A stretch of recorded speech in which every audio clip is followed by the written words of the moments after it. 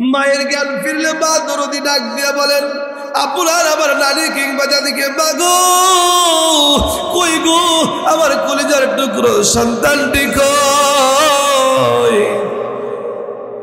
আমার কলিজার টুকরো সন্তানটি কই গো মা, দাও আমার নয়নের মণি, আমার কলিজার মণি, আমার সন্তানটিরে আবার কোলে দাও গো মা, এই সন্তানটিরে কোলে দাও। নানি কিংবা দাদি ডাক দিয়ে বলেছিলেন, কিরে মা, কিছুক্ষণ পূর্বেই তো তুমি বললে একটা ফোঁটা বিষ এনে দাও। আল্লাহ বলেন, ওই সময় ক্ষমা চেয়েছেন, তওবা করেছেন, নিজের জন্য ক্ষমা চেয়েছিল, আমি আল্লাহ তারে মাফ করে দিয়েছি। সুবহানাল্লাহ বলবেন না? এরে মুসা, শুধু কি তাই, ওই ব্যক্তি যদি গোটা তোমার কওমের জন্য মাপ চাইতো তো আমি আল্লাহ সমস্ত কওমবাসীকে মাফ করে দিতাম। আমি তার তওবাটাই এমন ভাবে কবুল করছি,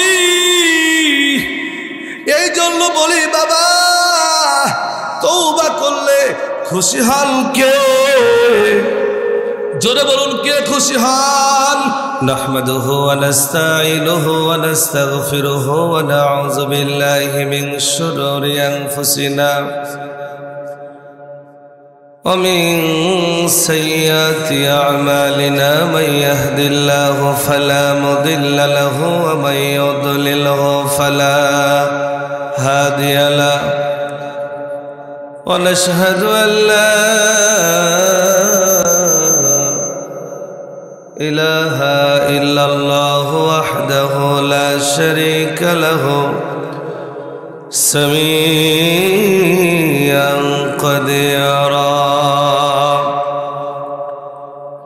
أما بعد فأعوذ بالله من الشيطان الرجيم.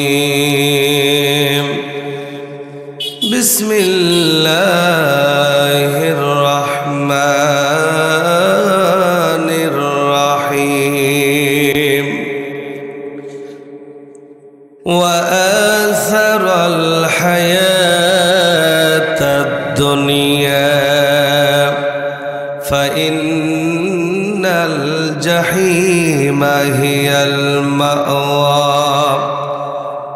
وأما من خاف مقام ربه ونهى النفس عن الهوى فإن الجنة هي المأوى.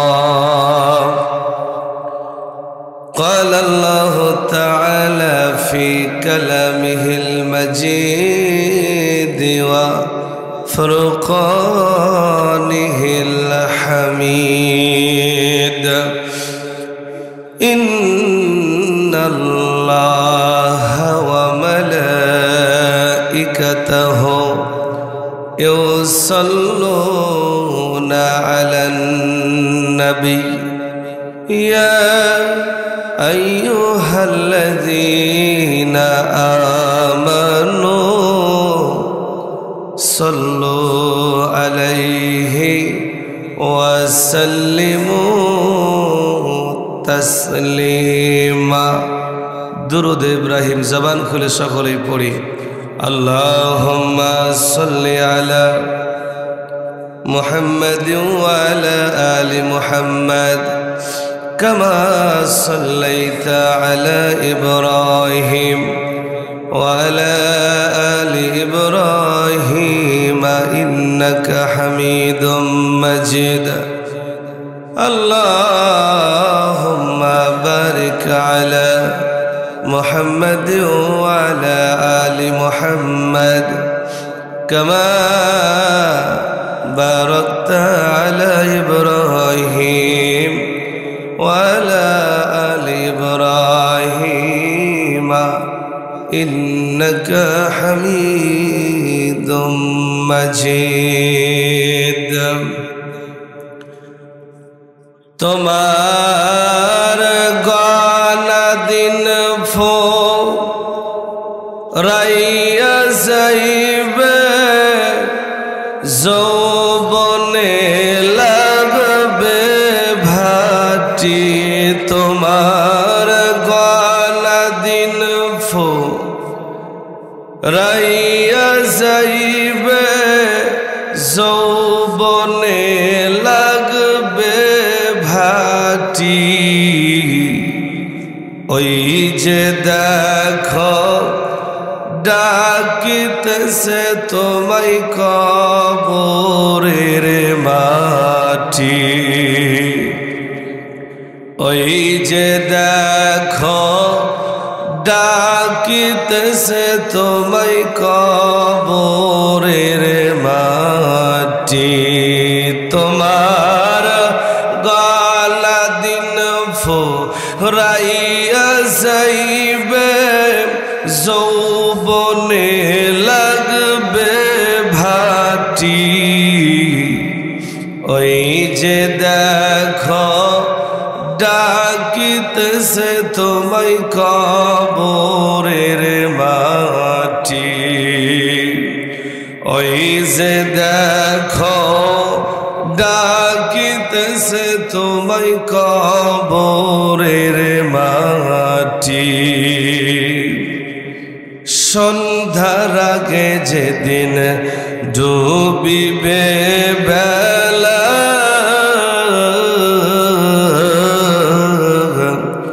এক পলকে ধ্বংস হবে তোমার রঙ্গেরি মেলা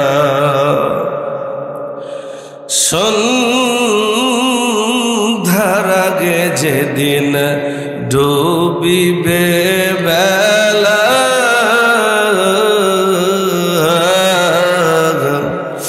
এক পলকে ধ্বংস হবে তোমার রঙ্গেরি মেলা কারে দিবা তুমি জোর ধম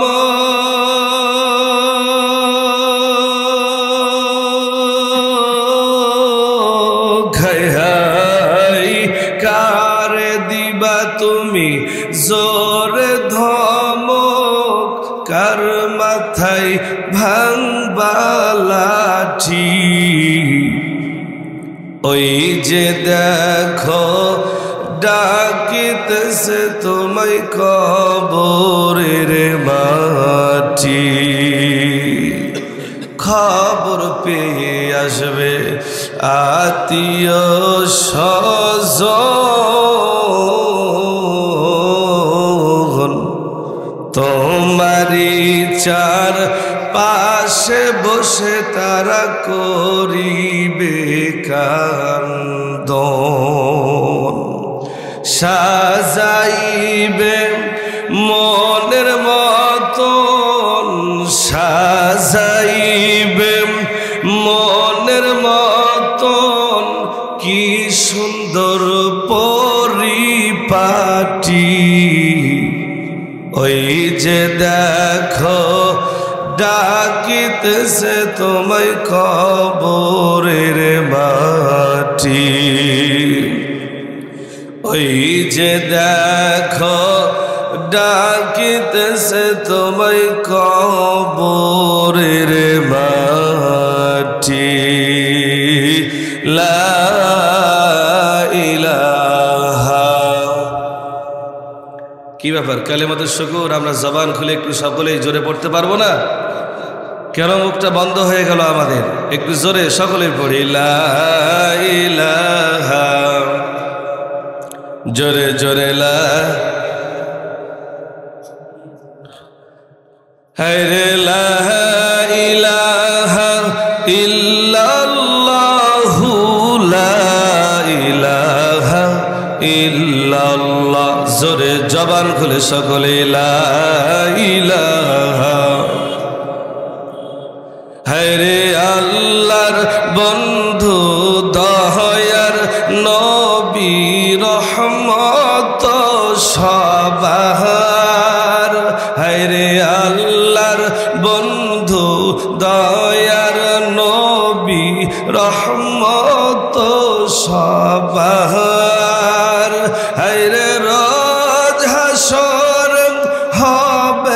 তিনি রোজ হাসর হবেন তিনি উম্মতের কান্ডার নবীজি আল্লাহ আল্লাহ আল্লাহু লা ইলাহা ইল্লাহু জোরে লা ইলাহা ইল্লাহু লা ইলাহা ইল্লাল্লাহু মুহাম্মাদুর রাসূলুল্লাহ। নবীনগর পূর্বপাড়া যুব সমাজের উদ্যোগে একম বার্ষিকী একম দিনব্যাপী চতুর্থ বার্ষিকী হজ মাহফিলের সম্মানিত সভাপতি আমার শ্রদ্ধেয় ভাজন বড় ভাই মাওলানা মোহাম্মদ এহসান বিশ্বাস, আমাদের নবীনগর বারোহাটি পূর্বপাড়া উক্তিয়া জামে মসজিদের ইমাম, আল্লাহ পাক তার হায়াতে তৈয়বা শেফায়ে কামিলা দান করুন। জবান খুলে সকলে পড়ি আল্লাহুম্মা আমিন। আমার বাম পাশে আমার শ্রদ্ধেয় ভাজন, আমার কলিজার টুকরো, স্নেহের মুরব্বী আলহাজ মোহাম্মদ আজিজ মেশের, আল্লাহ পাক তার হায়াতে তৈয়বা শেফায়ে কামিল দান করুন। আমরা জবান খুলে আরো একবার পড়ি আল্লাহুম্মা আমিন। আমার সামনে বসা, পর্দার অন্তর আড়ালে বসা আমার মা ও বোনেরা, ভাই এবং বাবাজিরা, সকলের প্রতি আমার অন্তরের অন্তরস্থল থেকে সালাম। আসসালামু আলাইকুম ওয়া রাহমাতুল্লাহি ওয়া বারাকাতুহু। আজকে এই ওয়াজ মাহফিলে আমরা আসতে পেরে খুশি না বেজার? খুশি তো আমরা সকলে ইনশাআল্লাহ।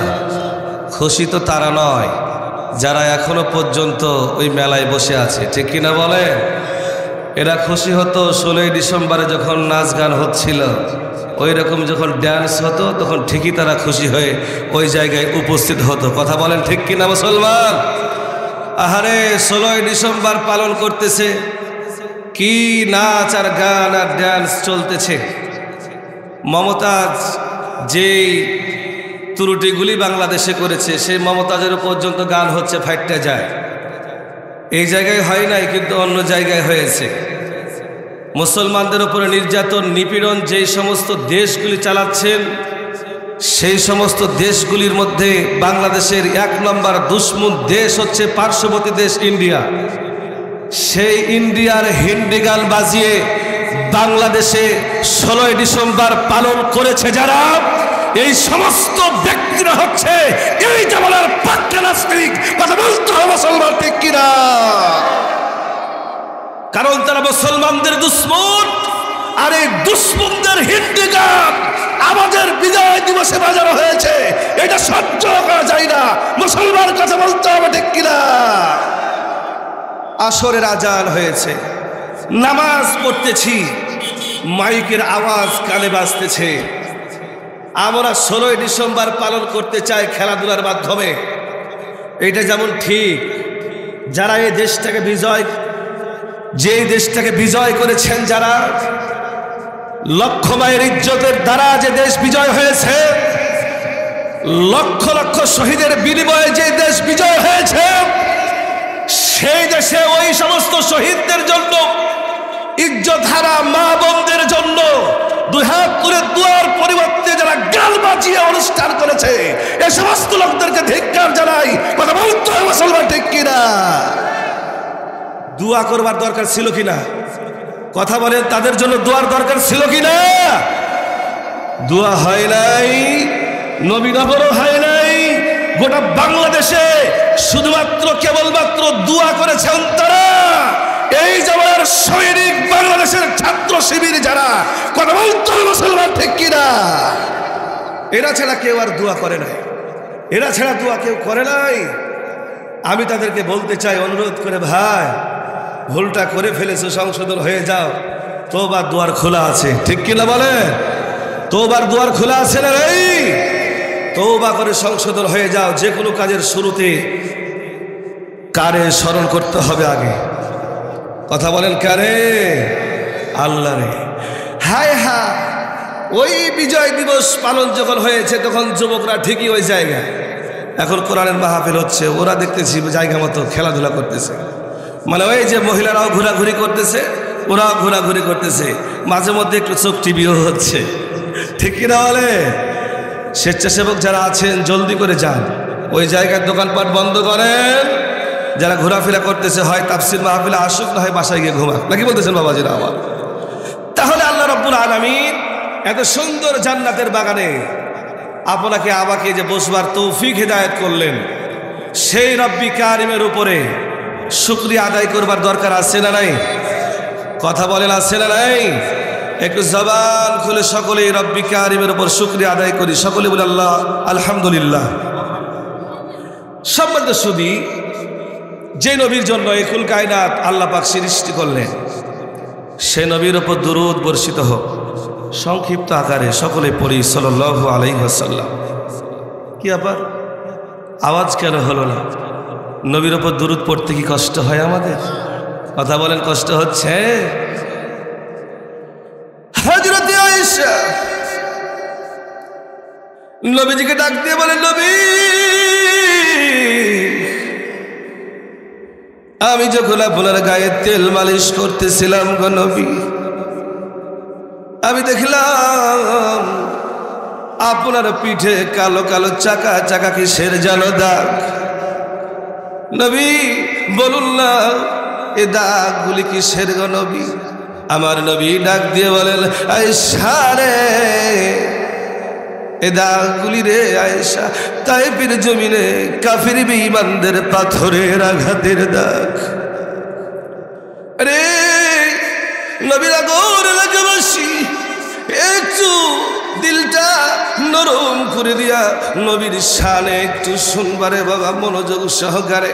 একটা ফোঁটা চোখের পানি, একটা ফোঁটা চোখের পানি যদি নবীর শানে ফেলে দিতে পারি রে, কিয়ামতের দিন হাসরের ময়দানে আমার রব্বি কারিমের সুপারিশ লাভ করতে পারবো, আমার নবীর সুপারিশ লাভ করতে পারবো রে বাবা। এই জন্য নবীর শানে একটা ফোঁটা চোখের পানি ফেলে দেন।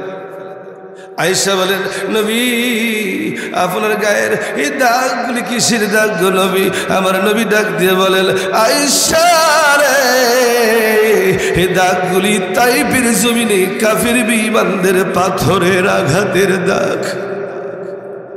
আয়েশা, আমি যেই দিন তায়েফ শহরে কাফির বেঈমানদেরকে ইসলামের দাওয়াত দেওয়ার জন্য গিয়েছিলাম, কালিমার দাওয়াত দেওয়ার জন্য গিয়েছিলাম রে আয়েশা, সেদিন কাফির বেঈমানরা আমি নবীর দাওয়াত কবুল করে নাই রে আয়েশা।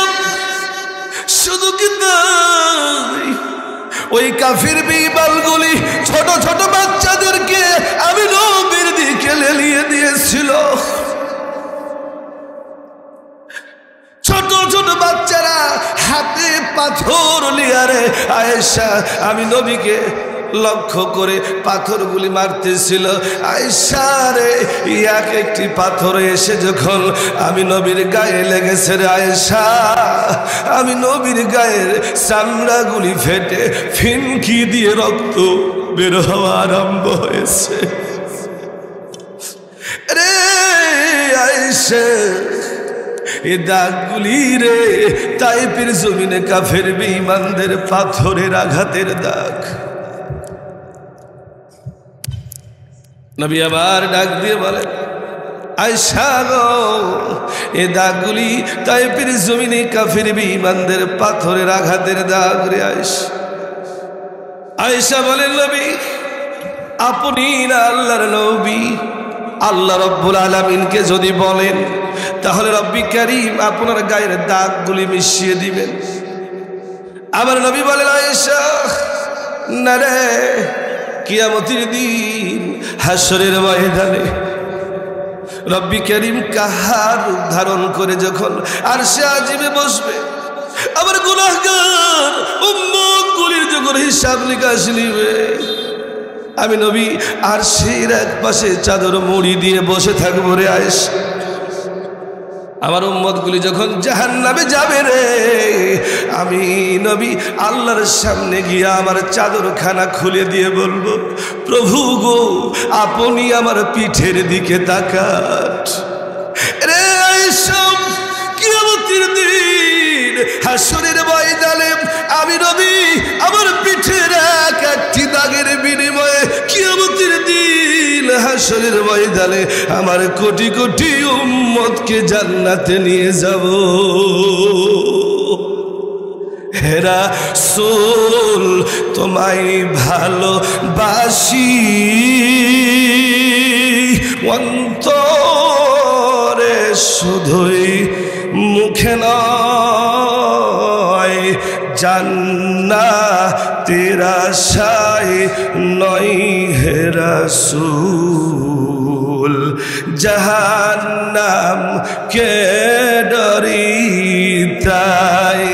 রে নবী নগরবাসী, যেই নবী উম্মতের জন্য কিয়ামতের দিন পাগল পারা হয়ে যাবে, সেই নবীর উপরে দুরূদ কি আমরা একটু জোরে পড়তে পারবো না? জবান খুলে সকলে পড়ি সাল্লাল্লাহু। এই জান্নাতের বাগানে বসেছি আমরা এসে, এই জায়গায় বসলে কি আমাদের গুনাহ হবে?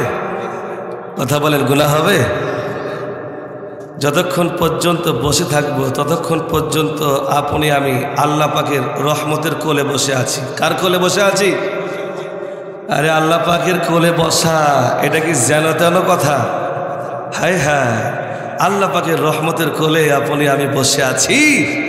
যতক্ষণ পর্যন্ত ওয়াজ চলবে ততক্ষণ পর্যন্ত আমরা কার কোলে বসে থাকব?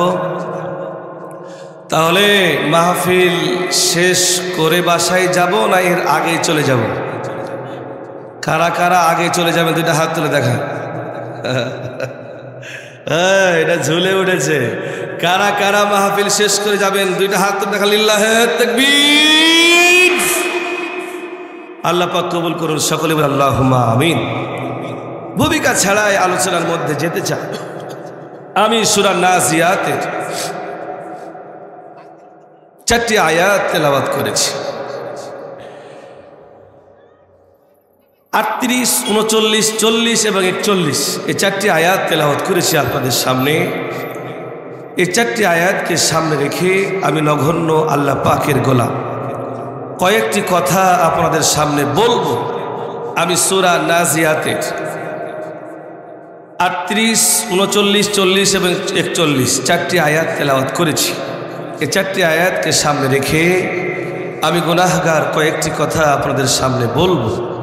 আমাকে বলবার এবং আপনাদেরকে শ্রবণ করবার আল্লাহ পাক যাতে করে তৌফিক দান করেন। সকলে বলে আল্লাহুম্মা আমিন। ভূমিকা ছাড়াই আলোচনার মধ্যে প্রবেশ করতে চাই। আল্লাহ রাব্বুল আলামিন বলেন, ওয়া আসারুল হায়াতাদ দুনিয়া। এ বান্দারা, তোমরা দুনিয়ার জীবনটাকে যারা বেশি প্রাধান্যতা দিয়ে দিয়েছ,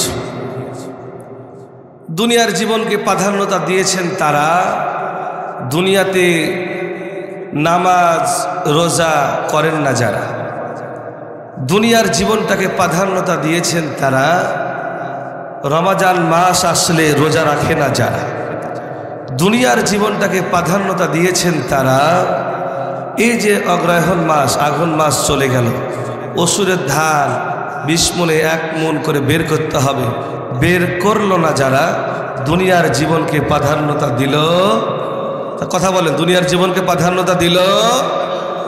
দুনিয়ার জীবনকে প্রাধান্যতা দিল ওই সমস্ত ব্যক্তিরা যারা অন্যায় কাজে উঠতে বসতে শয়নে স্বপ্নে জড়িত হয়, যারা অন্যায় কাজে জড়িত হয়, যারা এই দুনিয়ার মায়াকে দুনিয়ার জীবনটাকে প্রাধান্যতা দিল। তারা একটু কি চিন্তা ভাবনা করে দেখেছেন এই দুনিয়ার জীবনকে প্রাধান্যতা দিতে গিয়ে যে নামাজটা ছেড়ে দিলাম, আহারে কিয়ামতের দিন সর্বপ্রথম তো নামাজের হিসাবটা নেওয়া হবে। সেই দিন কেমনে আল্লাহ পাকের কাছে জবাবদিহিতা করব বাবা? দুনিয়ার জীবনকে প্রাধান্যতা দিলাম। একটু দেখুন তো, এই দুনিয়ার জীবনকে যে প্রাধান্যতা দিয়ে আপনি আমি অশালীন কাজকর্মে লিপ্ত হয়ে পড়লাম, খারাপ কাজে লিপ্ত হয়ে পড়লাম, জেনা ব্যভিচারে লিপ্ত হয়ে পড়লাম, চুরি চাবারিতে লিপ্ত হয়ে পড়লাম, নাচ গানের মধ্যে লিপ্ত হয়ে পড়লাম। বলুন তো দেখি, আজকে যদি মালাকুল মউত আজরাইল চলে আসে তাহলে কি হবে আপনার আমার সেই কবর বাড়িতে? এবং জাহান্নাম ছাড়া তো আপনার আমার ভাগ্যে কিছুই জুটবে না। আজকে যদি মৃত্যু চলে আসে,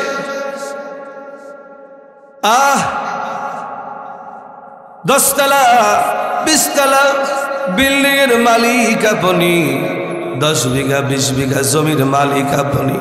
বাবা, একটু মনোযোগ সহকারে আমার কথাগুলি শুনবেন। আহারে, টাকা পয়সা ধন দৌলতের মালিক আজরাইল চলে আসলো, মালাকুল মউত আজরাইল চলে আসলো। বাবা, আপনার আমার প্রাণ পাখিটাকে বের করে নিল।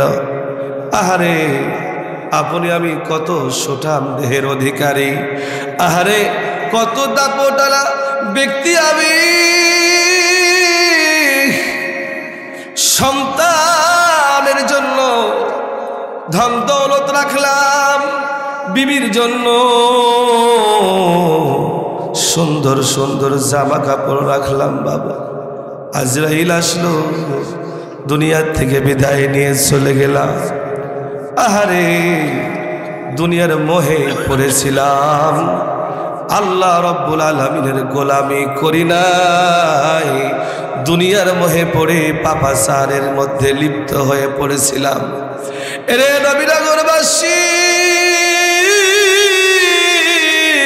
মৃত্যু হয়ে গেল যেই সন্তানদের জন্য এত কিছু করলেন, যেই বিবির জন্য টাকা পয়সা জমাইলেন, যেই সন্তানের জন্য ধন দৌলত বাড়ি গাড়ি করলেন। বাবা, আজকে মৃত্যু হয়ে গেল।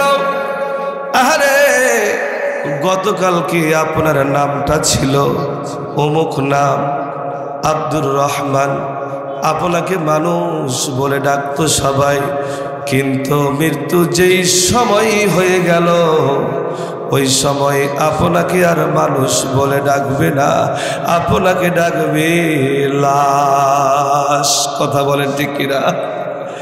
এই যে লাশ, মাগো ও মা, একটু কান খাড়া করে শুনবা গো মা, আপনাদেরও শুনবার দরকার আছে গো। দুনিয়াকে প্রাধান্যতা দিতে গিয়া বেপরদা হয়ে ঘুরলা, দুনিয়াকে প্রাধান্যতা দিতে গিয়া মাগো জোর গলায় কথাবার্তা বলিয়া বলিয়া ইমানটাকে ধ্বংস করে দিলা গো মা। আপনাদেরকেও বলি, একটু মনোযোগ সহকারে শুনুন। আহারে, দুনিয়ার জীবনকে প্রাধান্যতা দিতে গিয়া স্বামীর সঙ্গে ভালো আচরণ করো নাই গো মা। মাগো, স্বামীরে যা মনে হয় তাই বলে বলে তুমি গালি দাও, স্বামীরে তুমি সম্মান করতে জানো না, কারণ দুনিয়ার জীবনকে প্রাধান্যতা দিছো গো মা। ও মা, স্বামীর হুকুম মতো তুমি চলো না গো মা, তোমার যা মনে চাই তুমি তাই করতেছো মা, কিন্তু জানো না মরণ হয়ে গেলে মা তোমার নাম ধরে ডাকা হবে না, তোমারে লাশ বলে ডাকবি। আহারে, আপনার আবার মৃত্যু হয়ে গেল, গায়ে সুন্দর পোশাক ছিল, পোশাকটা কিন্তু আর গায়ে রাখবি না, খইলা ফেলা হবে গো মা। আপনাকে আমাকে গোসল করানোর জন্য খাটলির ওপরে শোয়া দেওয়া হবে, বড়ই পাতার গরম পানি দিয়া গোসল করানো হবে। আহারে, আজরাইল জান কবজ করেছে আমাদের হাড্ডিগুলি সারা শরীর ব্যথায় ব্যথিত হয়ে গেছে রে বাবা। আপনি আমি বলবো ও ভাই, ও আত্মীয় আমার, একটু আস্তে আস্তে আমারে গোসলটা করাও, কষ্ট হয়। কিন্তু সেই দিন আপনার আমার কথা কেউ শুনবে না। জলদি জলদি গোসল করাইয়া কাফন পরাইয়া চরবিহারের পালকি আপনার আবার আঙ্গিনায় হাজির হয়ে যাবে রে। ওই আঙ্গিনায় রেখে দেওয়া হবে বাবা। আঙ্গিনায় চারবিহারার পালকিতে কাফনের কাপড়গুলিকে বিছানো হবে। আরে আপনাকে আমাকে ধৌত করবার পর ওই কাফনের সঙ্গে মুড়াইয়া মাথায় একটা বাদ দেওয়া হবে বাবা, মাজায় একটা বাদ দেওয়া হবে, পায়ে একটা বাদ দিয়া আমার কলিজার টুকরো সন্তান, আমার আব্বা, আমার ভাই বিরাদার খাটলিটা ধরিয়া কাঁধে উঠায়া কবর বাড়ির দিকে নিয়ে যাওয়া হবে রে। চোখের পানি গুলি ফেলে ফেলে কাঁদবো। ছেলেরে কোথায় নিয়ে যাও আমারে, কিসের জন্য নিয়ে যাও? কেউ আপনার আমার কথা সেই দিন শুনতে পাবে না। ভাই গো, কেন গো, কেন গো? ওয়াসারুল হায়াতাদ দুনিয়া, দুনিয়ার জীবনটাকে প্রাধান্যতা দিতে গিয়া গুনাহের সঙ্গে জড়িত হলারে। আপনাকে আমাকে খাটলিতে করে উঠায়া কবর বাড়ির দিকে নিয়ে যাওয়া হবে। জানাজা পড়ানোর জন্য খাটলিটা নামায়া সকলে লাইনে দাঁড়াবে জানাজা পড়বার জন্য। ইমাম সাহেব জানাজা পড়ানোর জন্য যখন প্রস্তুতি নিবে, এর পূর্ব মুহূর্তে ডাক দিয়া বলবে, ভাইও কে গো আসো, এই মর্দা ব্যক্তির কথায় কষ্ট পেয়েছ, দয়া করে ক্ষমা করে দাও। ঋণ যদি থাকে, আরে মাফ করবার মতো হলে মাফ করে দাও, না হয় আত্মীয় স্বজন দেনে বলা হলে তাদের কাছ থেকে নিয়ে নিও। ইমাম সাহেব বলে কিংবা আত্মীয় স্বজন বলে, জানাজা শেষ করিয়া আপনাকে আমাকে কবর বাড়িতে নিয়ে গিয়া ওই 3.5 হাত মাটির নিচে রে, যেই 3.5 হাত ঘরের কোনো বিছানা নয়, যেই 3.5 হাত ঘরে এই কনকনে শীতের রাত্রিতে রে বাবা কোনো কম্বলের ব্যবস্থা নাই। হে বাবা, আস্তে আস্তে করিয়া 2 জন কবরে নামিয়া আপনারে আমারে ধইরা কবরের মধ্যে যখন রেখে দেওয়া হবে, আহা আপনি আমি মনে করব হয়তো আমার সঙ্গে 2 জন হলেও কবরে নেমেছে। আহারে কবরের মধ্যে ওই 2 জন ব্যক্তি মাথার বাটটা খুইলা দিবে। আহারে খুলিয়া কেবলা দিকে মুখটা ঘুরাইয়া 2 জনে যখন উইঠা চলে আসবে রে, আপনি আমি কাঁদতে থাকবো কি গো, একা একা কবরে আমারে রাইখা কই যাও, কই যাও, কই যাও। কেউ সেই দিন আপনার আমার চিৎকার শুনতে পাবে না। আরে রাখিয়া কবরে রাখিয়া উঠিয়া সবাই চলে আসবে বাঁশের ছাউনি বিছায়া। আহারে সেই বাঁশের ছাউনির ওপরে বাবা মাটি চাপা দিয়া আপনাকে আমাকে রাখিয়া সকলেই যখন চলে আসবে, বাবা একা হয়ে যাব। ওই অন্ধকার কবরে কোনো আলো নাই, কোনো বাতি নাই। বাবা গো, সবাই যখন চলে আসবে ওই কবরে কি হাল আপনার আমার হবে।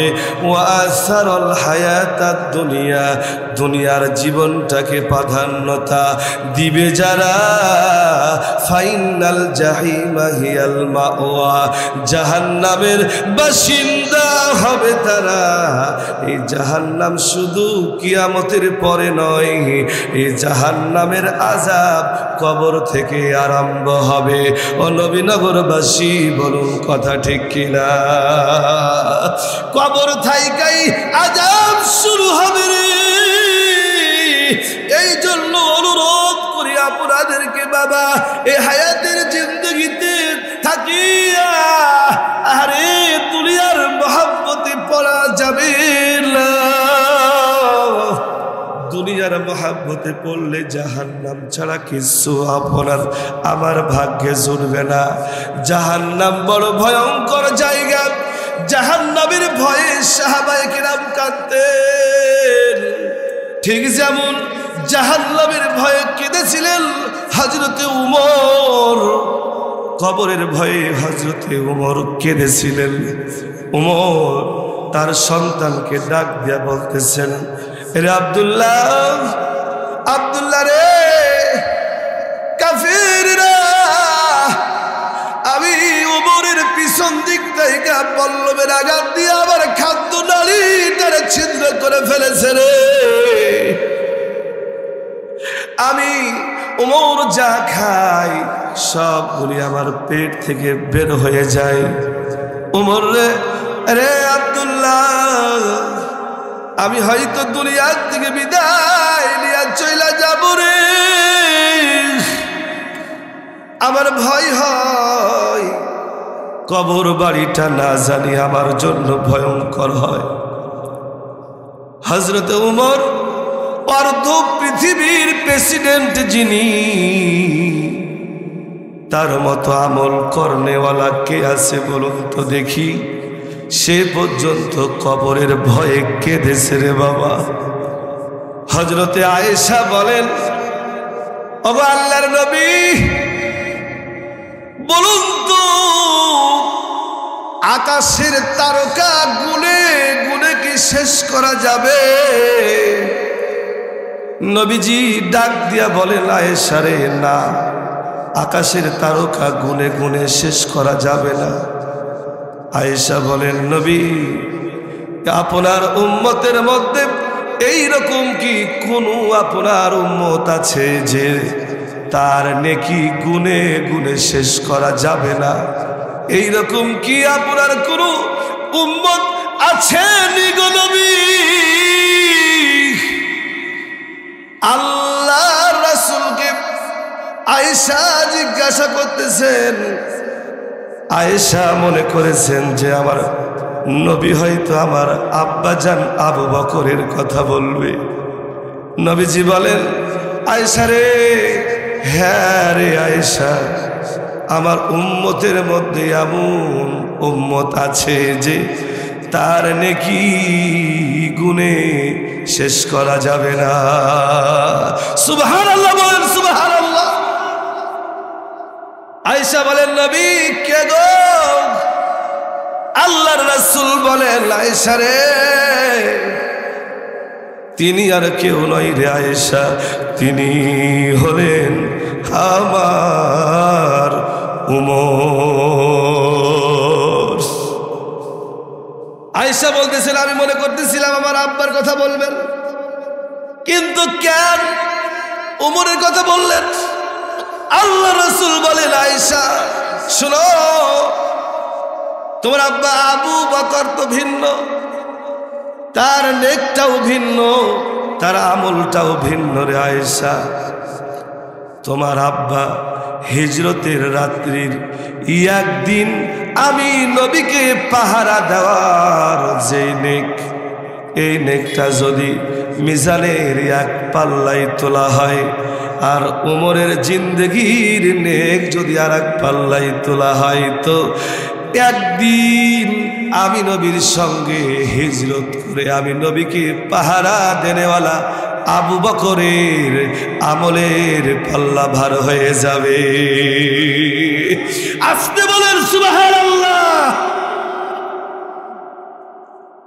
এই দেখ শুধুমাত্র কেবলমাত্র রব্বি কারিমের সামনে দাঁড়ানোর ভয়েই তারা করেছিলেন।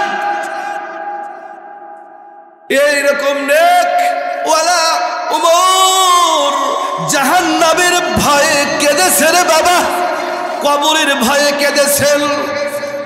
আব্দুল্লাহকে ডাক দিয়ে বলেন, আব্দুল্লাহ আমি দুনিয়ার থেকে বিদায় নিয়ে যাব রে, দুনিয়ায় হয়তো আমি বেঁচে থাকবো না, কিন্তু আয়েশার কাছে যাও, আয়েশাকে কি একটু বলো আমি অনুমতি চাচ্ছি আয়েশার কাছে আমার মৃত্যুর পরে যাতে করি আমার কবরটা আমার নবীর কদম মুবারকের সাথে হয় রে। আব্দুল্লাহ এই জন্য আয়েশাকে একটু বলো যাতে করে নবীর পাশের জায়গাটা আমি উমরে হাদিয়া দেয়। সুবহানাল্লাহ বলবেন না? আব্দুল্লাহ আয়েশাকে গিয়া ডাক দিয়া বলেন, ওগো মা, আমার আব্বা জান পাঠিয়েছেন, আমার আব্বা জানের মৃত্যুর পরে নবীর পাশে আমার আব্বা জান ঘুমাইতে চায়, অনুমতি দিবেন গো আয়েশা। আয়েশা বলেন, আব্দুল্লাহ রে যা রে আব্দুল্লাহ, আমি অনুমতি দিয়ে দিলাম, তোমার আব্বা উমর নবীর পাশে ঘুমাবে। এরে আব্দুল্লাহ যাও, আমি অনুমতি দিয়ে দিলাম, আমি অনুমতি দিয়ে দিলাম, আমার নবীর পাশের জায়গাতেই তোমার আব্বা উমর ঘুমাবে। একটু জোরে কি বলা যাবে না সুবহানাল্লাহ? কেন? আরে যেখানেই ঘুমাক না কেন উমরের আমলের বদৌলতে রব্বি কারিম তো তাকে জান্নাত দিবে। কথা বলেন ঠিক কিনা? কিন্তু এত ভয় কেন কবরের? উমর মনে করতেন হয়তো কবর আমাকে পাকড়াও করে ফেলবে, হয়তো আমি অনেক ভুল ত্রুটি করে দিয়েছি। উমরের জিন্দেগিতে হযরত উমর প্রত্যেকটা দিন তার ডায়েরিতে লিখতেন সারাদিনে কয়টা ভালো কাজ করছে। তার তো জিন্দেগিতে গুনাহ নাই, ভালো কাজই আছে, কিন্তু ভালোর চাইতে আরো একটু ভালো হয়েছে কিনা এইটা খাতায় লিখিয়া লিখিয়া রাখতেন, এবং গতকালকের খাতায় লেখাটা দেখতেন এবং পরের দিনের খাতায় লেখাটা দেখতেন যে গতকালকের আমলের ভালো, গতকালকের আমলের চাইতে আজকের আমলটা কতটুকু ভালো হয়েছে। যদি গতকালকের চাইতে আজকের আমলটা খারাপ হয়, তোমার নিজে হাতে চাবুক লয়া নিজেকে নিজে শাস্তি দিত। সুবহানাল্লাহ বলবেন না? এরকম চাবুক লয়া দৌড়া মারত, নিজেকে নিজে এইরকম ভাবে দৌড়া মারত। এই ওমর কি করছিলি? গতকালকে 40 রাকাত নফল নামাজ পড়লি, উমর রে আজকে কেন 30 রাকাত নফল নামাজ আদায় করলি, কেন কম করলি? এই বইলা বইলা নিজেকে নিজে এইরকম ভাবে দৌড়া মাইরা মাইরা শাস্তি দিত আবু বকর, হযরতে ওমর। ওমর বলেন, আমি এই শাস্তি দেওয়ার একটাই কারণ, আমি নিজেকে নিজে শুধরানোর জন্য গতকালকে বেশি আমল করছি, আজকে কম করলাম।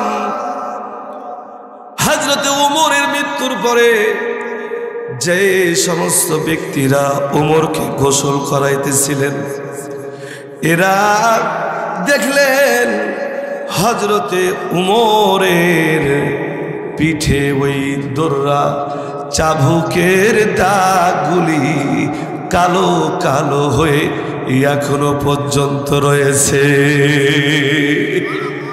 এরে বাবা, শুধুমাত্র কেবলমাত্র হযরত উমর জাহান্নামের ভয়ে, কবরের ভয়ে, ওয়াসারাল হায়াতাদ দুনিয়া, দুনিয়ার জীবনকে প্রাধান্যতা দিত না। কারণ দুনিয়ার জীবনকে প্রাধান্যতা দিলে জাহান্নামী হতে হবে। এই জন্য তিনি দুনিয়ার জীবনকে প্রাধান্যতা দিতেন না। আহারে বাবা, আমরা দুনিয়ার জীবনকে প্রাধান্যতা দিয়া দিয়া হায়াতের জিন্দেগিতে কত ওয়াক্ত নামাজ ছাড়লাম, একটু চিন্তা করে দেখেন তো বাবা, কত ওয়াক্ত নামাজ ছেড়েছি। কেমনে এই নামাজের হিসাব রব্বি কারিমকে দিব বাবা? পারবো না। এই জন্য একটু ভয় করিয়া, ওয়াম্মা মান খাফা মাকামা রাব্বিহি ওয়া নাহান নাফসা আনিল হাওয়া, আল্লাহ বলেন দুনিয়ার জীবনকে প্রাধান্যতা না দিয়া জাহান্নামকে ভয় করিয়া যারা, ওয়াম্মা মান খাফা মাকামা রাব্বিহি ওয়া নাহান নাফসা আনিল হাওয়া, আমি আল্লাহর সামনে দাঁড়ানোর ভয় করিয়া যারা পাপাচার থেকে দূরে সরে থাকবে, গুনাহের কাজকর্ম থেকে দূরে সরে থাকবে, নামাজের সময় হলে নামাজ আদায় করবে, আমি আল্লাহ রব্বুল আলামিন বলতেছি এই সমস্ত ব্যক্তিরা ফাইনাল জান্নাতা হিয়াল মাওয়া। আল্লাহু আকবার। এরা আমি রব্বি কারিমের জান্নাতের মেহমান হবে। আসতে বলি সুবহানাল্লাহ। কারা কারা রব্বি কারিমের জান্নাতের মেহমান হতে চায়? দুইটা হাত তুলে দেখা, লিল্লাহে তাকবীর। জান্নাতের মেহমান আমরা সকলে হতে চাই তো? কথা বলেন, চাই তো ইনশাআল্লাহ? আল্লাহ পাক সবাইকে জান্নাতের মেহমান হিসেবে কবুল করুন। সকলে বলি আল্লাহুম্মা আমিন। আমার বাবাজিরা, এই জন্য একটি কথা বলতে চাই, জান্নাতের মেহমান তো আমরা হতে চাই। জান্নাতের মেহমান হতে হলে ইবাদত করতে হবে কার? জোরে বলতে হবে, ইবাদত করতে হবে কার? আহারে, ইবাদত যদি না করি কেমনে হয়? আল্লাহ রব্বুল আলামিন তো বলে দিয়েছেন, ওয়াকাদ রব্বুকা আল্লা তা'বুদু ইল্লা ইয়াহু। এরে বান্দা, আমি তোমাদেরকে হুঁশিয়ারি করে দিলাম, তোমাদেরকে আমি জোর খাটায়া বললাম তোমরা আমার ইবাদত করো। কে বলেছেন? জোরে বলেন, কে বলেছেন? আল্লাহ বলেছেন আমার ইবাদত করো। এ নবী নগরবাসী, তাহলে বলুন রব্বি কারিমের ইবাদত করবার দরকার আছে না নাই? অনেক মানুষ বলবেন হুজুর নামাজ পড়ি নাই, অনেক মানুষ বলবেন হুজুর রোজা রাখি নাই, অনেক মানুষ বলবেন হুজুর আমি জেনার সঙ্গে জড়িত, অনেক মানুষ বলবেন হুজুর জীবনের অনেক গোপন পাপ করেছি, ক্ষমা কি রব্বি কারিম করবে? হ্যারে বাবা, ক্ষমার দরজা আল্লাহ রব্বুল আলামিন খুইলা আপনার আমার জন্য রাখছেন। বিশ্বাস হয়? কথা বলেন, বিশ্বাস হয় কি হয় না? আল্লাহ রব্বুল আলামিন বলেন, কুল ইয়া ইবাদিয়াল্লাযী আসরাফু আলা আনফুসিহিম লা তাকনাতু মির রাহমাতিল্লাহ ইন্নাল্লাহা ইয়াগফিরুয যুনুবা জামিয়া ইন্নাহু হুয়াল গফুরুর রহিম। আল্লাহ রাব্বুল আলামিন বলেন, এ আমার বান্দারা, তোমরা যারা নিজেদের উপর বাড়াবাড়ি করেছো, জুলুম করেছো, নামাজ পড়ো নাই, রোজা রাখো নাই, হজ করো নাই, যাকাত দাও নাই, চুরি করেছো, চামারি করেছো, ছিনতাই করেছো, মাগিবাজি করেছো, জেনা ব্যভিচারের সঙ্গে লিপ্ত থেকেছো, তোমরা নিরাশ হয়ো না। আমি আল্লাহর কাছে তওবা করো, ইন্নাহু হুয়াল গফুরুর রহিম। আমি আল্লাহ ক্ষমাশীল। আল্লাহু আকবার বলে। আল্লাহ রাব্বুল আলামিন ক্ষমাশীল কিনা? কথা বলেন, ক্ষমাশীল কিনা? তোমরা নিরাশ হয়ো না, নিরাশ হয়ো না, তোমরা ক্ষমা চাও, তওবা করো বান্দা, আমি তোমাদেরকে মাফ করে দেব। সুবহানাল্লাহ বলেন। আরে আল্লাহ রাব্বুল আলামিন যে মাফ করেন, এইটা আমরা অনেকে শুনছি। রাসূল সাল্লাল্লাহু আলাইহি ওয়াসাল্লামের কাছে অনেক সাহাবায়ে কেরামকে ডাক দিয়ে বলেন, নবী আমি জেনা করছি গো, আল্লাহ কি আমারে মাফ করবে? আল্লাহ রাসূল বলেন, তুমি যত বেশি পাপ করো তার চাইতে তত বেশি দয়া আল্লাহ রব্বুল আলামিনের। সুবহানাল্লাহ কি বলা যাবে না? তওবা করো, রব্বি কারীম তোমাকে ক্ষমা করে দিবেন। আর একজন সাহাবী এসে ডাক দিয়া বলতেছেন, নবী আল্লাহ কি আমাকে মাফ করবেন? হায়াতের জিন্দেগিতে গো নবী, ও নবী, অনেক শিশু কন্যা সন্তানদেরকে আমি হত্যা করেছি গো নবী, নিজ হাতে অনেক কন্যা সন্তানদেরকে আমি হত্যা করেছি। শুধু কি তাই গো নবী, আমি এক সময় সফরে বের হয়েছিলাম, এমন সময় আমার স্ত্রীর পেটে একটি সন্তান ছিল। আরে সন্তানটি হয়েছিল কন্যা সন্তান। নবী গো, অনেকদিন পর বাসায় যখন ফিরলাম, বিবিকে ডাক দিয়ে বলেছিলাম, বিবি রে, এ বিবি, আমার সন্তান হয়েছে না মেয়ে হয়েছে বলো? বিবি ভয়ে বলেছিল, স্বামী মরা সন্তান হয়েছে। কয়েক বছর পর আরে নারীর বাড়ি থেকে আমার কন্যা সন্তানটাকে আমার বিবি নিয়ে এসেছেন, নিয়ে আসলেন। নিয়ে আসবার পরে আমার বাড়িতে রেখেছে। আমারে বলেন, স্বামী গো দেখো তো কত সুন্দর কন্যা। এক পর্যায়ে আমি ওই মেয়েটিকে অনেক ভালোবাসতে লাগলাম। আমার বিবি এক সময় আমারে ডাক দিয়ে বলেছিলেন, স্বামী গো এত ভালোবাসতেছেন, জানেননি এটা কে? আমি বললাম, বিবিরে কে? বলেন, স্বামী এইটা আপনার কলিজার টুকরো মেয়ে। নবী গো, মনে মনে রাগান্বিত হলাম, ওপরে ওপরে মেয়েকে ভালোবাসলাম। বিবিকে ডাক দিয়ে বললাম, বিবি রে, বন্ধুর বাড়ি বেড়াইতে যাব, মেয়েটাকে একটু সাজাইয়া দাও রে বিবি। আমার মেয়েটিকে আমার বিবি সাজাইয়া দিলে আমি আমার মেয়েটিকে লয়া গো নবী আমি উঁচু পাহাড়ের উপরে গেলাম। পাহাড়ের উপর যায়া নিজ হাতে পাথর কাইটা কাইটা গর্ত খনন করতেছিলাম গো নবী। আমার মেয়েটা উপরে দাঁড়ায়া দাঁড়ায়া বলেছিল, বাবা বাবা গো, কিসের জন্য এত কষ্ট কইরা গর্ত খনন করছেন গো বাবা? আপনার সারা শরীর তো ঘেমে গেল।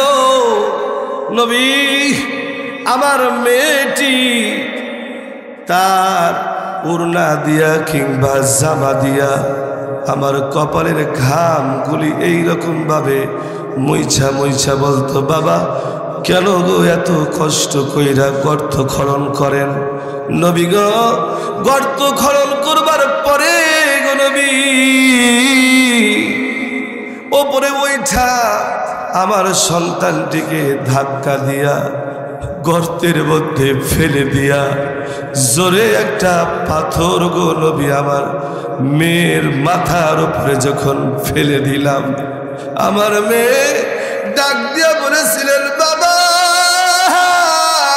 আমারে বাইরো না, আমি তোমার মেয়ে বইলা কোথাও আমি কারো কাছে বলবো না গো বাবা, আমারে বাইরো না, ছাইড়া দাও গো বাবা, কোনো এক দেশে চইলা যাব।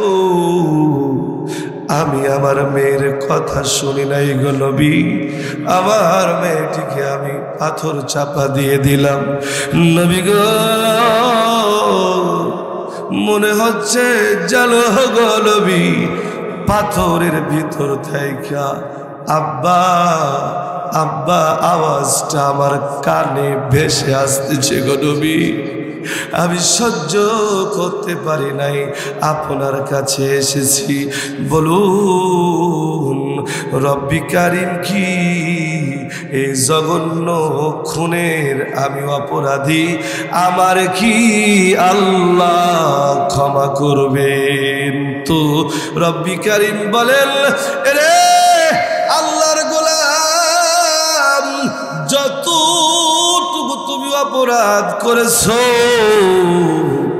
এর চাইতে কোটি কোটি গুণ বেশি আমার রব্বি কারিমের দয়া, যারে যা আল্লাহ রব্বুল আলামিন তোমারে ক্ষমা করে দিয়েছে। তাহলে তওবা করলে ক্ষমা করবেন কে? একটু জোরে বলুন, তওবা করলে ক্ষমা করবেন কে? কিন্তু তওবাটা তওবার মতো হতে হবে, ঠিক কিনা বলেন? আজকে বলেন আস্তাগফিরুল্লাহ আস্তাগফিরুল্লাহ, আর জিন্দগিতেও নাচ গান করব না, আর জিন্দগিতেও জেনার সঙ্গে জড়িত হব না। আর ঘুম থেকে উঠে সকালবেলায় যদি দেখেন একটা টকবকে নারী হেঁটে যাচ্ছে, যুবকরা মারে শীষ, আমি বলি তোদের ঈমান হয়ে গেল ফিস। ঠিক কিনা বলেন মুসলমান? হাই রে, তওবা আমরা করি বাবা, এই তওবা দিয়ে কাজ হবে না, তওবা করতে হবে তওবার মতো। ঠিক কিনা বলেন মুসলমান? জেনা করেছো যুবক, এই ব্যভিচার করেছো তোমরা, শুনো, তোমরাও যদি তওবা করো ক্ষমা করবে কে? এই বৃদ্ধ বয়সে জেনা করেছেন, ক্ষমা যদি চান ক্ষমা করবেন কে? একটু জোরে বলেন, ক্ষমা করবেন কে বাবা? মুসা পয়গম্বরের জামানায় আল্লাহর রাসূল মুসা পয়গম্বরের জামানায় রব্বি কারিম মুসাকে ডাক দিয়া বলেন, মুসা রে, মরু প্রান্তরে একটা আমি আল্লাহ রব্বুল আলামিনের গোলাম দুনিয়া থেকে বিদায় নিয়েছে রে, জলদি করে যা, ওরে লয়া আই গ্রামে নিয়ে আইসা ওরে গোসল করায়া কাফন পরায়া জানাজার ব্যবস্থা কর রে মুসা, এবং ছড়িয়ে দাও এই সুসংবাদ। এটি হলো ওই যুবক ব্যক্তির জানাজা পড়বে যারা অতীতের সমস্ত গুনাহ আল্লাহ মাফ করে দিবে। ওই যুবক ব্যক্তিটারে লয়ে আসো, ওরে গোসল করায়া কাফন পরায়া জানাজার নামাজটা পড়ো। এই জানাজায় অংশগ্রহণ যারা করবে ওদের পিছনের গুনাহ আল্লাহ পাক মাফ করে দিবে। সুবহানাল্লাহ বলবেন না? এইরকম যদি কেউ আপনাকে আমাকে সুসংবাদ দেয়, আপনি আমি কি ঘরে বসে থাকবো না? জানাজায় উপস্থিত হব? কথা বলেন, জানাজায় উপস্থিত হব না? তো মুসা পয়গম্বর চলে গেলেন মরুভূমিতে যায়া যুবকের লাশটা নিয়ে আসলেন, গোসল করায়া কাফন পরায়া জানাজায় উপস্থিত হইয়া ভাষণ দিলেন, এরে বনে ইসরাইলের জমি লোকেরা আয় রে, এই যুবক ব্যক্তির জানাজায় যদি অংশগ্রহণ করো পিছনের গুনাহ মাফ। সবাই আসছে, জানাজায় অংশগ্রহণ করেছেন। জানাজা শেষ, সমস্ত কওমের লোকেরা ডাক দিয়া বলেন, রে মুসা কালিম, একটু তোমার কাছে জানতে চাই কি, যে ব্যক্তির জানাজা বললাম পিছনের গুনাহ মাফ হলো, এই ব্যক্তিটি দেখতে কেমন, একটু ওর চেহারাটা দেখতে চাই। তো মুসা পয়গম্বর বলেন, ঠিক আছে দেখো।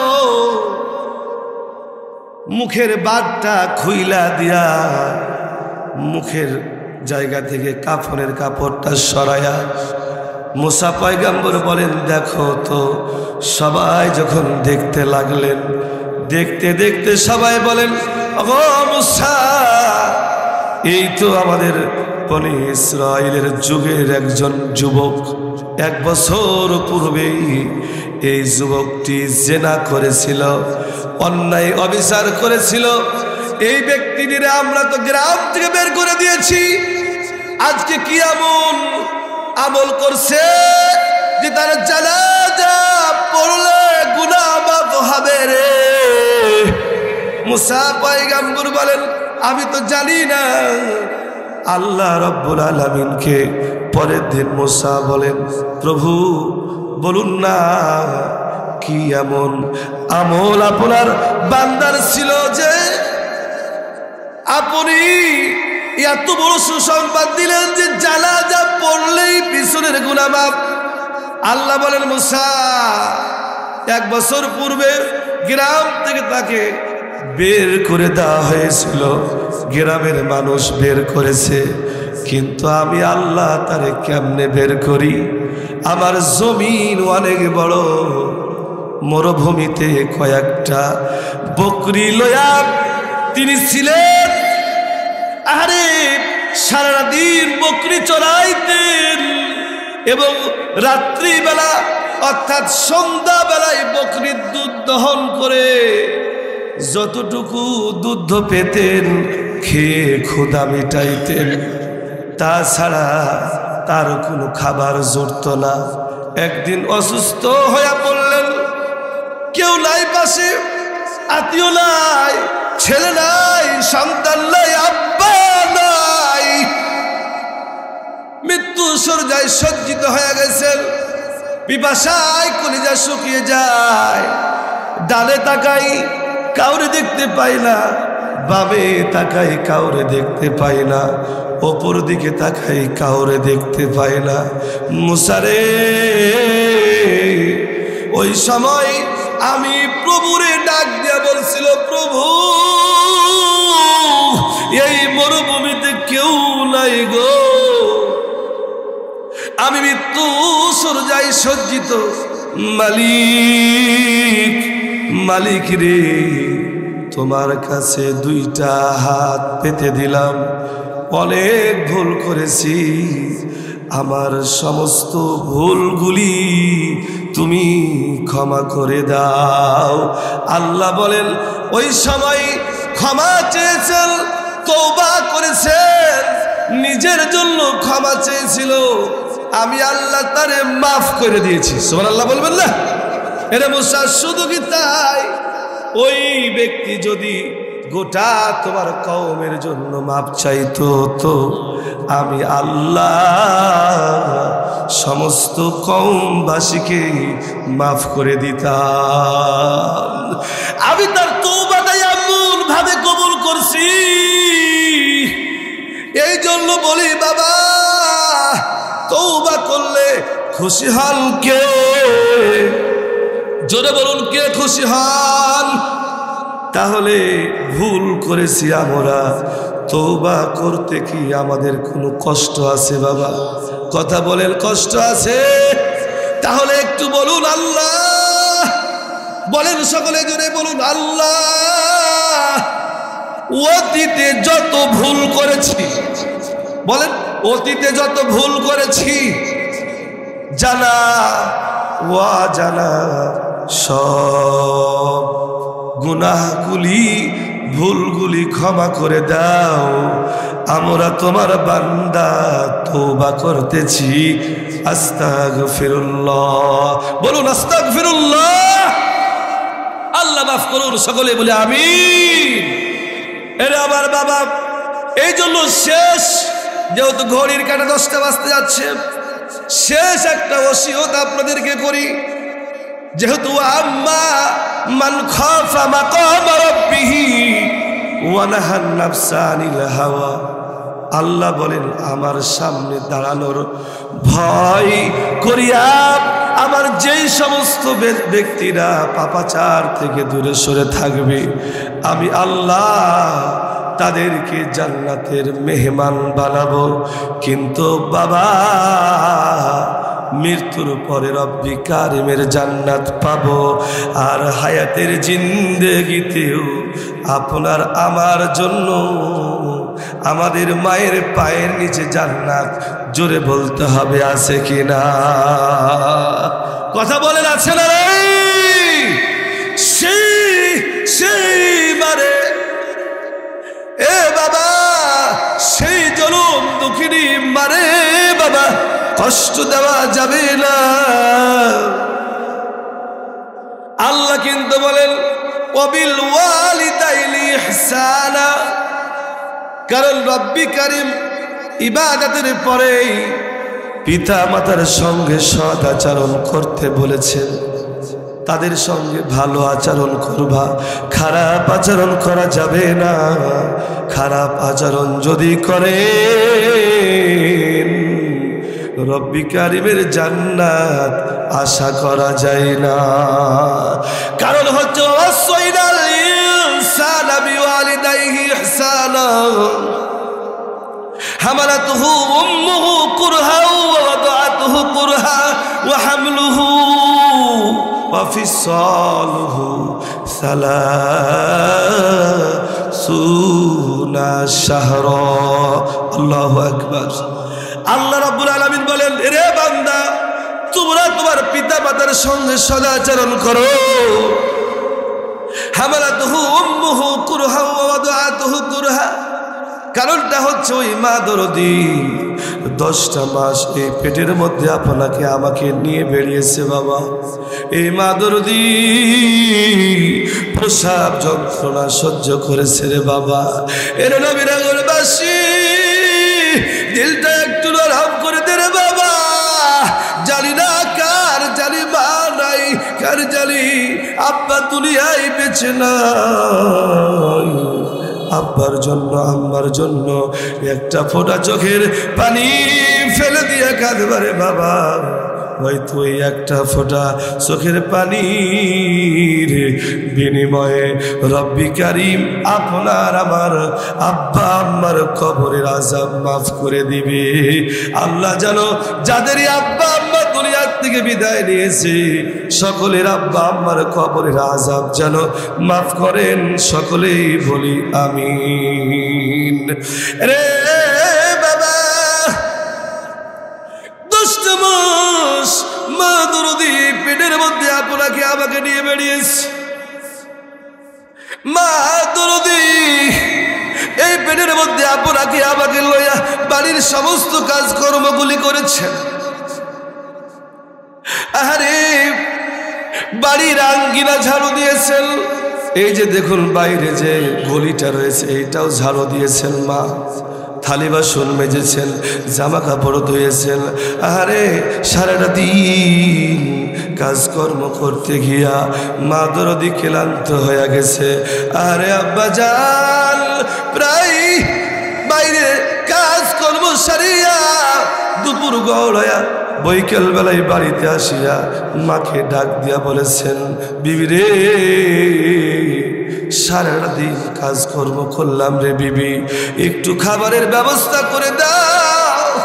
ক্লান্ত শরীর আপনার আমার মা বাবাকে খাবারগুলি বেড়ে দিয়েছেন। আপনার আমার আব্বা জান ডাক দিয়ে বলেছিলেন, বিবিরে কি ব্যাপার, তুমি কি কোনো খাবার খাও নাই? তোমার চোখগুলি কেন শুকিয়ে আছেন, মুখটা কেন শুকিয়ে গিয়েছে রে বিবি? আপনার আমার মা দরদি ডাক দিয়ে বলেছিলেন, স্বামী গো, দুনিয়ার এই কাজকর্ম করতে গিয়া খাবার খেতে পারি নাই গো স্বামী। আপনার আমার আব্বা জান ডাক দিয়ে বলেছিলেন, বিবি আমার সঙ্গে খাবার খেয়ে নাও। মা দরদি সুযোগ পেয়েছেন আপনার আমার আব্বার সঙ্গে খাবার খাওয়ার জন্য প্লেটে ভাত বেড়ে নিয়েছেন। এইরকম ভাবে প্লেটে খাবারগুলি নাড়া সাড়া করতেছে রে বাবা। এইরকম ভাবে নাড়াচাড়া করতে গিয়া একটা লোকমা খাবার এইরকম ভাবে মা মুখে দিতে যাবে, এই সময় খাবারটা রাইখা দিয়া মা দরদি বিছানায় গৌলা গৌরি আরম্ভ করে দিয়েছে। আব্বা ডাক দিয়ে বলেছিলেন, বিবি কি হয়েছে রে, কিসের জন্য খাবার রাইখা দিয়া বিছানায় গৌলা গৌরি আরম্ভ করলে? মা দরদি ডাক দিয়ে বলেছিলেন, স্বামী গো, ওগো স্বামী, সারাটা দিন কাজকর্ম করে বাসায় আপনার সঙ্গে খাবারটা যে সময় খেতে গেলাম, একটা লোকমা খাবার এইরকম ভাবে মুখে দিতে গেলাম, এই সময় আমার পেটের সন্তানটা এত জোরে আমার পেটে একটা লাথি মেরেছে গো স্বামী। আমি মা সহ্য করতে পারি না, পিছনে গৌড়া গৌড়ি আরম্ভ করে দিয়েছি। এর নবীনগরবাসী এইরকম কষ্ট করলেওয়ালা কার জানিবালাই, একটা পুরো চোখের পানি ফেলে দিলে বাবা। শুধু কি তাই, মা দরদি প্রসাব যন্ত্রণা সহ্য করেছেন। মা দরদি প্রসাব যন্ত্রণা সহ্য করেছেন। আপনি আমি যখন দুনিয়ায় আসলাম, মা দরদির প্রসাব যন্ত্রণা আরম্ভ হয়ে গেছে। আহারে, প্রসাব যন্ত্রণার কষ্ট অনেক বেশি। মা বিছানায় একবার এইদিকে গৌড়া গৌড়ি করে, আবার ওই দিকে গৌড়া গৌড়ি করে রে। নানি কিংবা দাদি মায়ের পাশে বসে আছেন, ডাক দিয়ে বলতেছেন, মাগো এই প্রসাব যন্ত্রণা সহ্য করতে পারি না গো মা, একটা ফোঁটা বিষ এনে দাও, এই বিষ খায়া দুনিয়ার থেকে বিদায় নিয়ে চলে যাব গো মা, কিন্তু প্রসাব যন্ত্রণা সহ্য করতে পারি না। নবীনগরবাসী চক্ষুখানা বন্ধ করে দিয়া ওই জনম দুঃখিনী মারে একটু স্মরণ করো রে বাবা, কার জানি মা দুনিয়ার থেকে বিদায় নিয়েছে। ডাক দিয়া বলতেছেন, মাগো একটা ফোঁটা বিষ এনে দাও, বিষ খায়া দুনিয়ার থেকে বিদায় নিয়ে যায়, এই কষ্ট সহ্য করতে পারি না।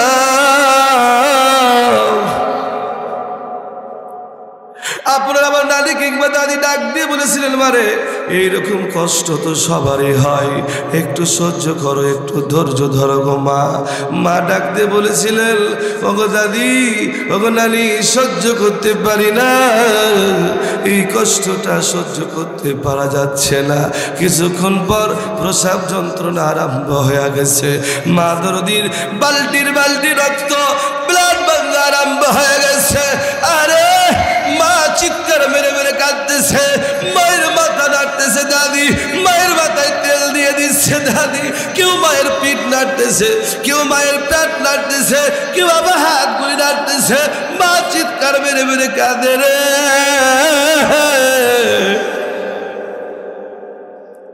কিছুক্ষণ পর সন্তান দুনিয়াতে আসবে, মাথাটা যখন বের হয়ে চলে আসে, ডাক্তাররা বলতেছে সন্তানের মাথা যখন বের হয়ে আসে, পাগুলি এইরকম ভাবে ভাঁজ হয়ে থাকে।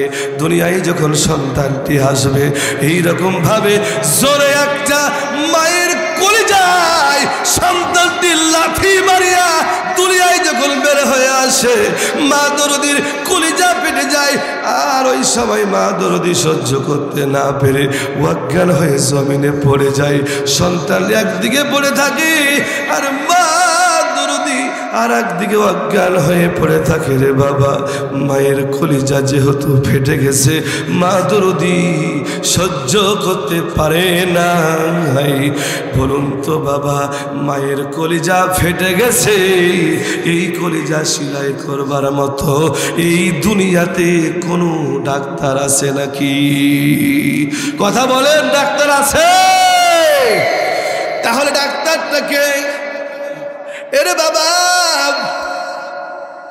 বৈজ্ঞানিকরা বলতেছেন ছোট্ট সেই শিশু সন্তানটি যখন একবার উম্মা বলে ডাক দেয়, মায়ের কান দিয়া আওয়াজটা প্রবেশ করিয়া মায়ের কলিজা সেলাই হওয়া আরম্ভ হইয়া যায়।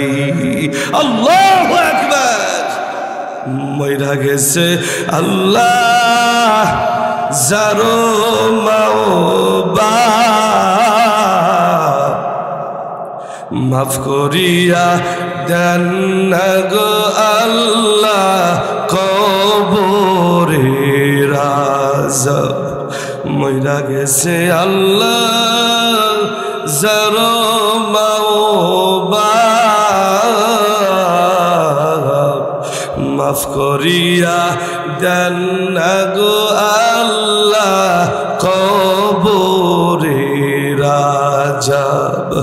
আকাশেতে চন্দ্র সূর্য ও দয়াল উঠে বারে বার,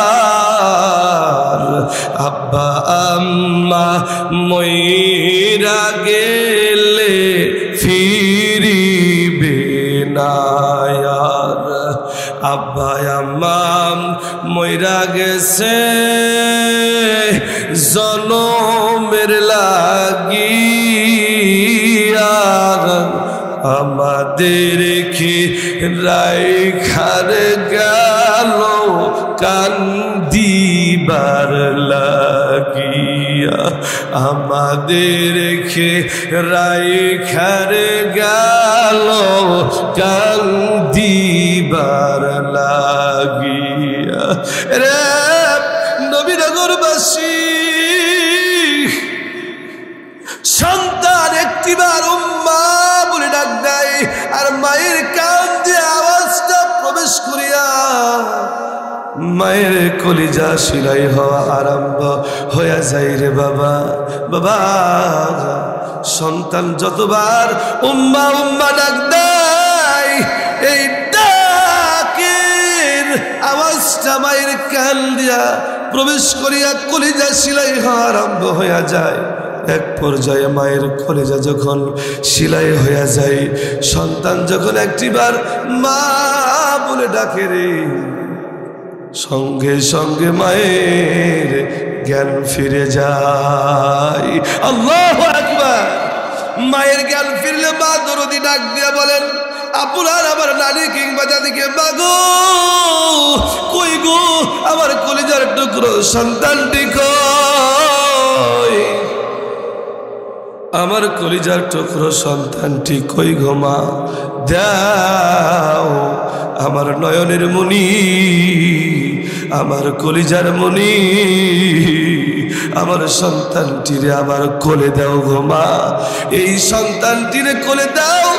নানি কিংবা দাদি ডাক দিয়ে বলেছিলেন, কিরে মা, কিছুক্ষণ পূর্বেই তো তুমি বললে একটা ফোঁটা বিষ এনে দাও, বিষ খায়া দুনিয়ার থেকে বিদায় নিয়ে চলে যায়, এই প্রসাব যন্ত্রণা সহ্য হয় না, তাহলে এখন কেন এই সন্তানটিকে চাও?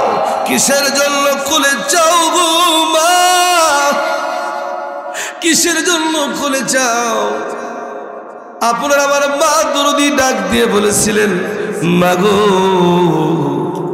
10টা মাস এই পেটের মধ্যে নিয়েছিলাম গো মা, মাগো প্রসাব যন্ত্রণার কষ্ট হয়েছে গো মা, এই প্রসব যন্ত্রণার কষ্ট 10টা মাস পেটে নিয়েছিলাম, এর কষ্ট গো মা।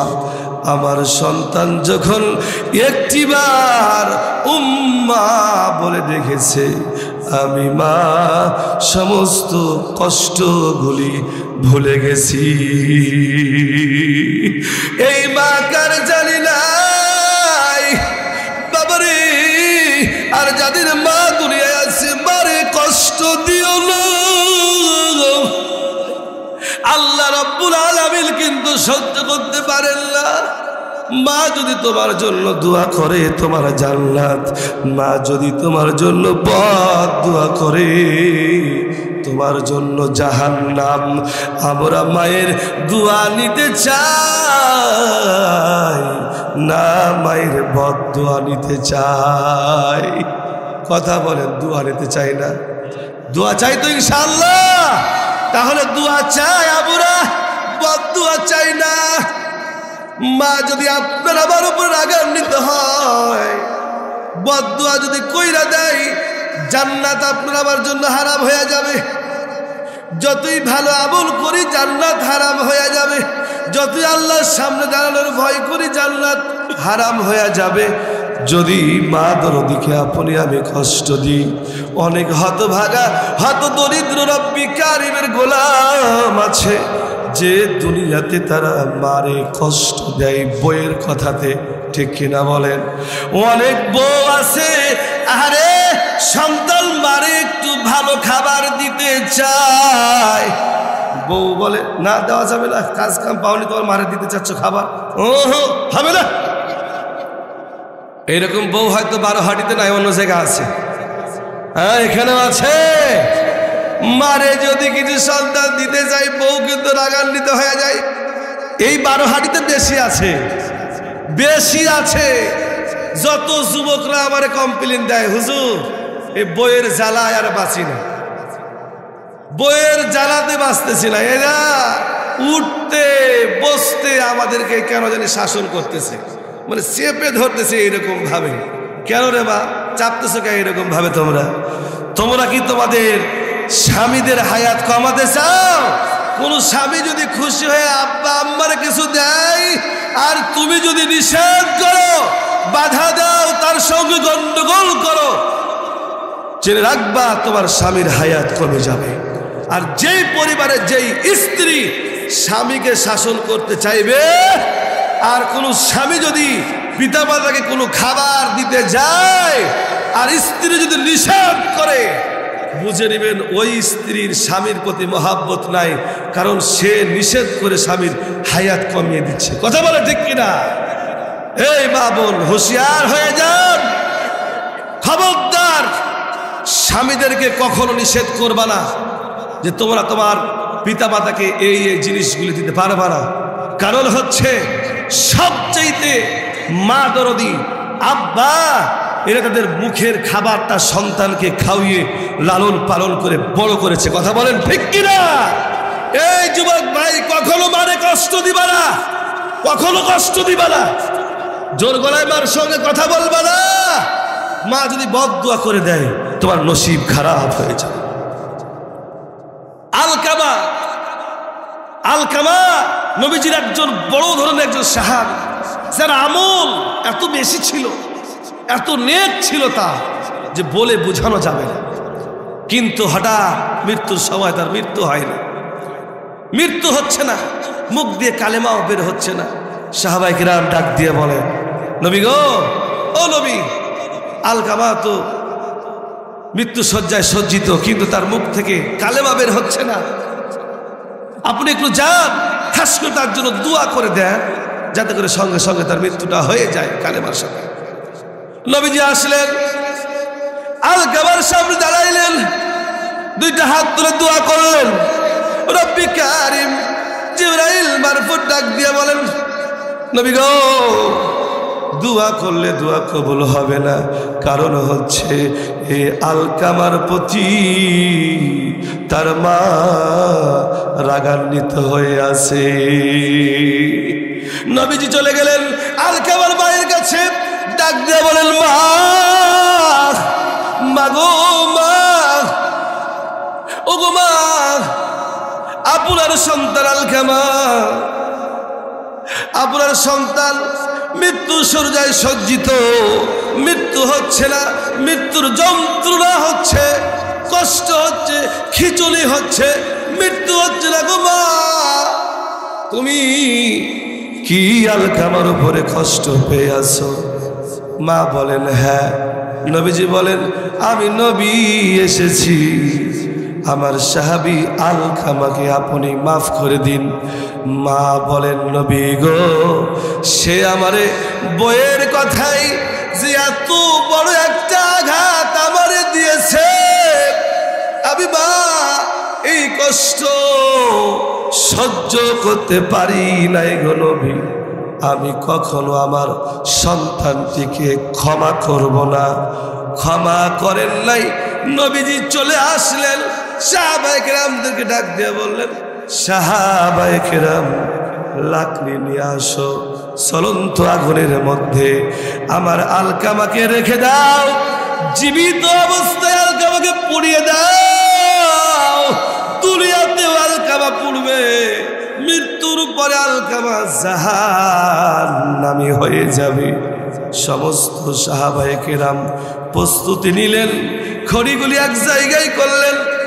আলকামাকে এইরকম ভাবে জ্বলন্ত আগুনের ওপরে রাখবার জন্য যখন নবীজি নিয়ে যাচ্ছে, আলকামার মা দৌড়ায়া আয়েশা ডাক দিয়া বলতেছেন, নবী না গো না, দুনিয়াতে আমার সন্তান আগুনে পুড়বে এইটা সহ্য করতে পারি না গো নবী।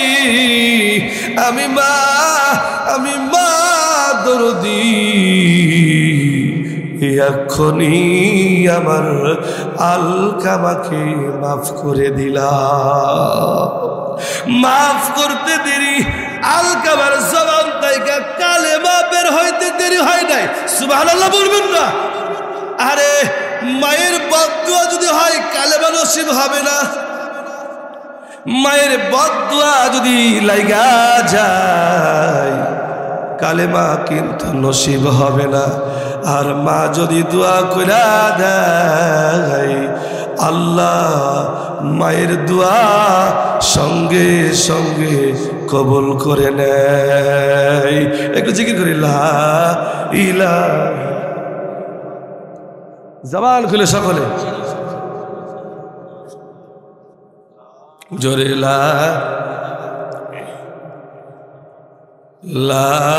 ইলাহা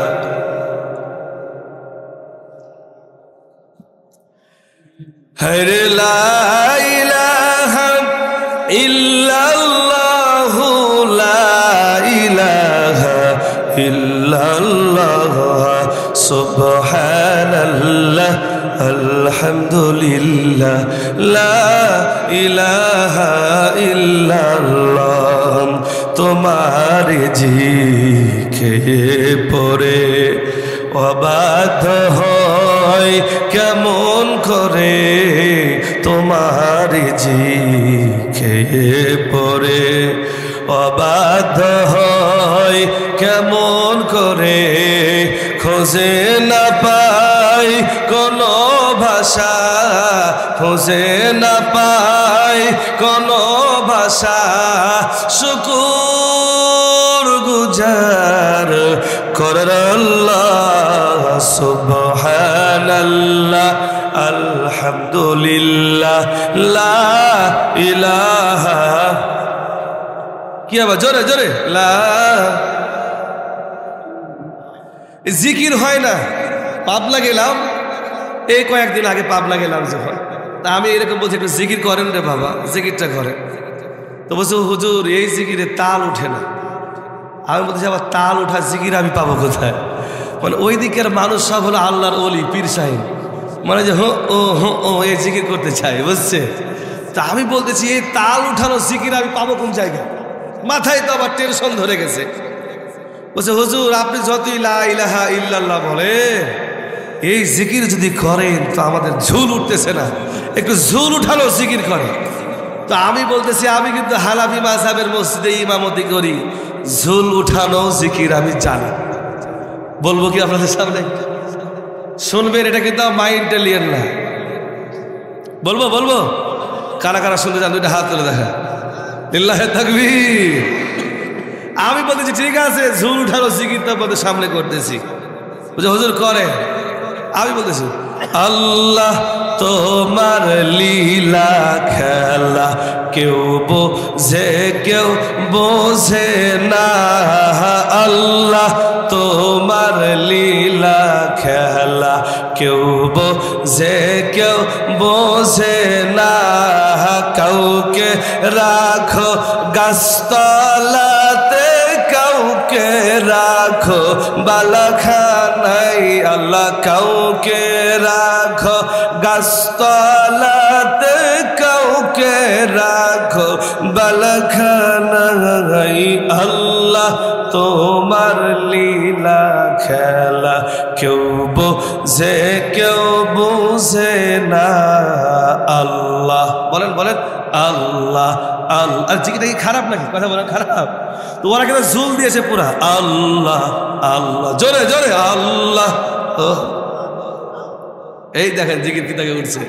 ইব্রাহিম তোমার নবী ছিল, নমরুদে আগুনের ফেললো, ইব্রাহিম তোমার নবী ছিল, নমরুদে আগুনের ফেললো, আগুন হইল ফুল বাগিচা, আগুন হইল ফুল বাগিচা, পশম কেনে পুড়লো না, আল্লাহ তোমার লীলা খেলা কেউ বোঝে কেউ বুঝে না, আল্লাহ আল্লাহ। এমন ঝুল মারছে পিছন দিক থেকে মনে হচ্ছে আমার পিঠ সব ভেঙে ফেলে দিবে, ওরা ঝুল দিছে এখন